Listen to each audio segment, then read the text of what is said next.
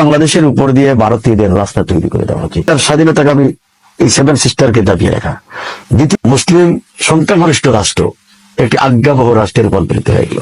আমার বাড়ির উপর দিয়ে আপনাকে রাস্তা দিব, একটি নতজানু পররাষ্ট্র নীতি হতে পারে বা ট্রিটি হতে পারে, চুক্তি হতে পারে। India to Bangladesh, Bangladesh to India, এই যে ট্রানজিট, এটাকে ট্রানজিট বলা যায় না, এটা একটি করিডোর। এটা সেফ বাংলাদেশের উপর দিয়ে ভারতীয়দের রাস্তা তৈরি করে দেওয়া উচিত। কেন বাংলাদেশের উপর দিয়ে ভারত এই রাস্তা চায়? তারা এই কারণে চায়, ভারতের যে এই যে 7টি রাজ্য সেভেন সিস্টার, এটা হলো আসাম, ত্রিপুরা, মেঘালয়, অরুণাচল, মিজোরাম, নাগাল্যান্ড, এই যে 7টি অঙ্গরাজ্য, এই 7টি অঙ্গরাজ্য ভারত নামক রাষ্ট্র সৃষ্টির পর থেকেই তাদের স্বাধীনতার জন্য তারা লড়াই করে যাচ্ছে, সংগ্রাম করে যাচ্ছে, আন্দোলন করে যাচ্ছে। এবং এই স্বাধীনতাকামী 7টি অঙ্গরাজ্যকে দাবিয়ে রাখার জন্য, দমিয়ে রাখার জন্য ভারত দিল্লি থেকে শাসন করতে, তাদের ফুয়েল পাঠাতে, তাদের সামগ্রী পাঠাতে, তাদের সোলজার পাঠাতে, তাদের আর্মস অ্যামিউনিশন পাঠাতে 3 দিনের মতো সময় লাগবে, দিল্লি টু সেভেন সিস্টার। আর যদি ভারতের বেনাপুল বর্ডার দিয়ে বাংলাদেশ হয়ে, ঢাকা হয়ে, আগরতলা হয়ে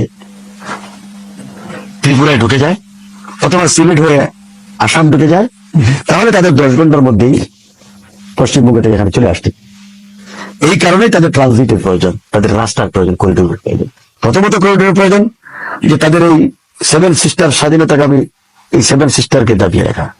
দ্বিতীয়ত হলো যে বাংলাদেশের উপর দিয়ে যদি রাস্তাটা তৈরি হয়ে যায়, তাহলে পার্মানেন্টলি, চিরস্থায়ী ভাবে বাংলাদেশ তাদের দাসত্বের শৃঙ্খলে বন্দী হয়ে গেল এবং বাংলাদেশটা একটা অকার্যকর রাষ্ট্র, একটি সিকিমের মতো, ভুটানের মতো একটি রাষ্ট্রে রূপান্তরিত হলো। তো আর এখানে বাংলাদেশ নামক এই রাষ্ট্র এটি মুসলিম সংখ্যাগরিষ্ঠ রাষ্ট্র, একটি আজ্ঞাবহ রাষ্ট্রে রূপান্তরিত হয়ে গেল। এর পরবর্তীতে আমি যে কথাগুলো বলবো, বাংলাদেশের সাথে ভারতের ট্রানজিট চুক্তি হচ্ছে, সরকার বলছে ট্রানজিট, প্রধানমন্ত্রী শেখ হাসিনা বলছেন ট্রানজিট, তার মন্ত্রীরা বলছেন ট্রানজিট, আর জনগণ বলছে, বুদ্ধিজীবীরা বলছে, অপোজিশন বলছে যে ট্রানজিট না, এটা করিডোর, এটা রাস্তা। আপনাদের ব্যাপারে কোনো পাবলিকলি দেশের জনগণকে জানতে দেওয়া হয় নাই। এখন আমরা দেখতেছি যে ট্রানজিট হচ্ছে, এবং এই ট্রানজিটের নামে যে করিডোর দেওয়া হচ্ছে, যে রাস্তা দেওয়া হচ্ছে, এই রাস্তা তৈরি করার সামর্থ্য বাংলাদেশের নাই। এর জন্য 7,500 কোটি টাকা বাংলাদেশকে ভারতের একটি প্রাইভেট ব্যাংক থেকে চড়া সুদে ঋণ আনতে হচ্ছে, এবং এই ঋণের টাকা দিয়ে রাস্তা তৈরি করা বাংলাদেশ তৈরি করে দিবে। আবার এই ঋণের কন্ডিশনে ভারত যে কন্ডিশনটা দিয়েছে চুক্তিটাতে, তাদের টাকা দেওয়া ঋণে বলেছে যে এই রাস্তা তৈরি করতে, এই রাস্তার মাঝে যে সমস্ত ব্রিজ কালভার্ট তৈরি হবে, এর জন্য সকল মেটেরিয়ালস ভারত থেকে কিনতে হবে। আপনি পাথর বলেন, বালি বলেন, আপনি যা কিছু আছে, এবং ইঞ্জিনিয়ারিং এফোর্টস বলেন, সবকিছু 80% ভারত থেকে নিয়ে আসতে হবে, 20% বাংলাদেশ থেকে দিবেন। অর্থাৎ আমার বাড়ির উপর দিয়ে আপনাকে রাস্তা দিব, আমার টাকা নাই, আপনি আমাকে কড়া সুদে ঋণ দিবেন, আবার আপনার কথা মতো সামগ্রী কিনে রাস্তা তৈরি করে দিব, আপনার ইকুইপমেন্টস, আপনার ইঞ্জিনিয়ারিং এফোর্ট সবকিছু আমাকে বহন করতে হবে।